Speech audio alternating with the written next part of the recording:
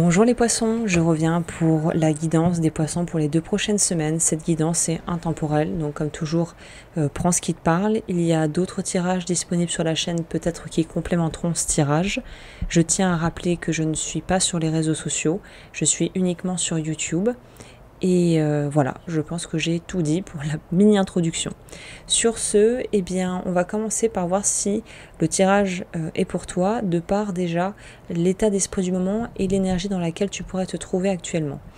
On nous parle ici en fait de guérison. Je pense que c'est un petit peu le maître mot et ça va être la couleur, à mon avis, de cette guidance va aller dans ce sens de la guérison émotionnelle et d'avancer étonnamment justement à deux. Donc, soit c'est par rapport à toi-même et, entre guillemets, à une version de toi qui est mise à jour, un peu comme comme si tu te retrouvais face à toi-même et qu'en fait tu découvrais, tu déployais des ressources que tu n'imaginais même pas. Soit ça nous parle vraiment d'une relation stable et sécurisante qui va te permettre de pouvoir aller encore plus loin, encore plus haut. Mais dans tous les cas, il y a une idée d'union, de partenariat, de collaboration, de quelque chose finalement de très nourrissant et qui permet d'aller plus loin, plus haut. Je dirais pas plus vite pour le coup, mais en fait de poser des étapes, de passer des étapes assez cruciales et assez importantes dans ta vie. Au niveau de la vie sentimentale et relationnelle, parce que là ça pourrait autant nous parler de vraiment ton intimité que de tes relations peut-être un peu plus, on va dire, neutres et cordiales. Au niveau de la vie relationnelle, on nous dit de laisser le passé derrière, de s'ouvrir, d'ouvrir les bras au bonheur et de plus trop réfléchir par rapport finalement à ce qui n'a pas fonctionné. Notamment si tu as été très déçu par un ex-partenaire de vie ou une amie, ça pourrait nous parler dans ce cas-là d'une amie finalement qui s'est révélée être quelqu'un de pas du tout recommandable. Là on te dit en fait il faut pas que tu laisses cette mauvaise expérience entacher toutes les potentialités, toutes les potentielles rencontres, tous les changements positifs que tu pourrais opérer dans ta vie parce que tu as été face à une personne qui a été peut-être de mauvais conseils, qui a peut-être trahi ta confiance. Là on te dit il faut arriver à faire la part des choses et c'est très dur parce que nos relations forgent qui nous sommes et qui nous devenons jour après jour et l'homme et l'être humain est ainsi fait. On a tendance à plus focaliser sur ce qui a vraiment pas marché et sur ce qui nous a fait souffrir plus que sur les belles choses qu'on a pu créer avec des gens. On a tendance à focaliser sur le négatif.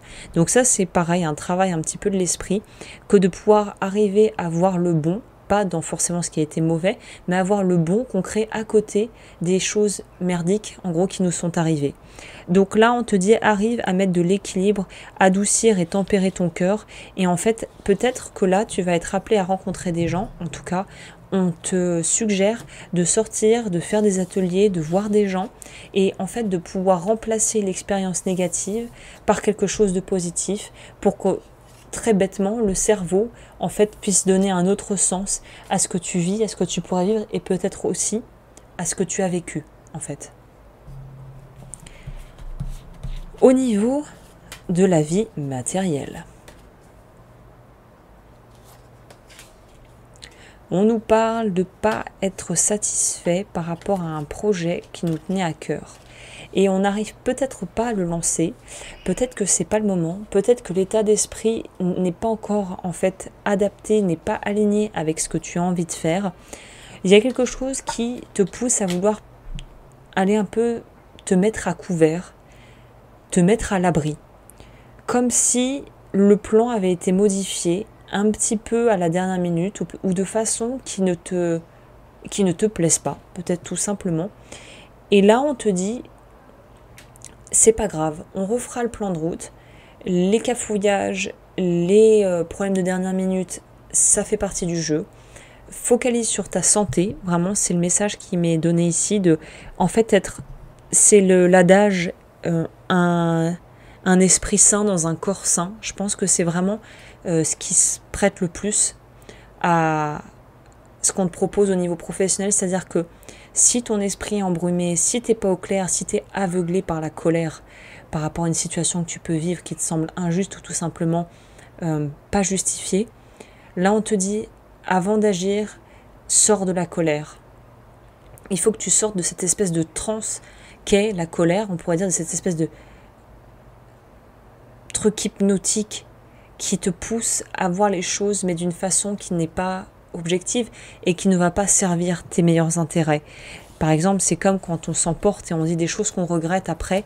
Si on s'était emporté sans laisser la colère nous aveugler, ou si on avait pu dire écoute, là j'ai besoin de m'éloigner, d'être au calme, j'ai besoin en fait de décompresser, peut-être qu'on n'aurait pas dit ces choses, qu'on a pu, ces mots blessants que finalement on regrette. Au niveau de la vie, plus on va dire inconscient de ce qui se passe dans notre esprit, qu'est-ce qu'on nous dit? On nous dit d'arrêter de focaliser sur les erreurs qu'on aurait pu faire, parce qu'en fait c'est un peu comme le hamster dans la roue. À force de rester bloqué sur des choses qu'on engramme, qu'on fixe en nous, on passe à côté de choses vraiment positives qui n'ont peut-être rien à voir avec tout ça, mais qui se présenteraient à nous. C'est un peu, pour donner une image simple, comme si on était focalisé sur quelque chose dans notre tête et on est en train de marcher, de faire une balade, et en fait on ne profite pas du tout du paysage parce qu'on est totalement omnibulé par ce qui nous occupe et ce qui nous accapare l'esprit. C'est un petit peu une gymnastique de l'esprit, si on peut dire, où on te propose de te libérer et de te dire c'est pas grave. En fait, on te propose de vraiment lâcher prise par rapport à des facettes de ta vie. C'est toujours la même rengaine, je sais, c'est peut-être même chiant à entendre, mais c'est de lâcher sur des facettes de ta vie que tu ne peux absolument pas contrôler. Et je sais à quel point c'est facile de le dire et c'est dur à mettre en pratique parce qu'on aimerait avoir la sécurité, parce qu'on a besoin peut-être d'une forme de contrôle pour se rassurer, parce qu'on aimerait que tout soit réglé comme ça et que ça prend du temps et que c'est long et que ça peut parfois être exaspérant, mais c'est ce qui fait aussi que la vie peut être enrichissante en réalité. Voilà. Là, on nous parle aussi, encore une fois, de pouvoir être épaulé et de ne pas se sentir seul à vivre ça, de ne pas être en fait, se sentir livré à soi-même. Il y a à la fois un besoin de laisser s'exprimer ce qui en nous a besoin de sortir, mais très paradoxalement, il y a cette notion de savoir aussi s'effacer pour pouvoir laisser place à ce qu'on a besoin d'entendre, un petit peu comme si on était dans un endroit bondé où il y a du bruit, ça gueule de partout, il y a du bruit, des klaxons, et en fait à un moment donné, c'est que quand on se retrouve au calme, qu'on peut mettre ses idées au clair. Il y a vraiment cette notion-là dans ce tirage où on sent que c'est brouillon, et en même temps, ça n'appelle qu'à être plus calme et plus simple en fait, et plus tempéré, je dirais.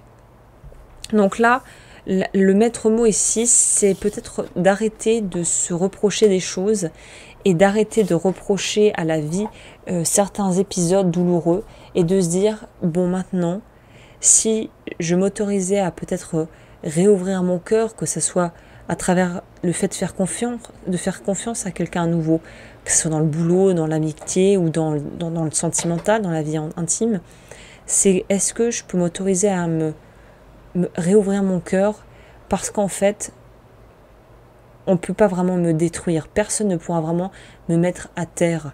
C'est si je n'y consens pas, eh bien je ferai ma part et je ne laisserai pas les autres en fait dicter ce que je ressens.